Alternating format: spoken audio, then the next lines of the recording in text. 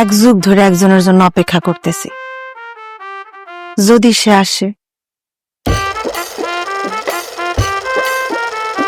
আমার নাম শেফালি, ছোট থেকে বড় হয়েছে এই আস্তানায়। আমার আশা জগতের সব মানুষ একদিন জাগতিক সব মোহমায়া ত্যাগ কইরা বাবার শরণাপন্ন হবে, আর স্বপ্ন বাবার সেবা কইরা একদিন আমি এই আস্তানার বড় খাদেম হম। এক যুগ ধরে একজনের জন্য অপেক্ষা করতেছি, যদি সে আসে। সে আসবে কি আসবে না সেটা জানার জন্য দেখতে হবে আপনাদের বহমিয়ান ঘোড়া হইচইয়ের পর্দায়।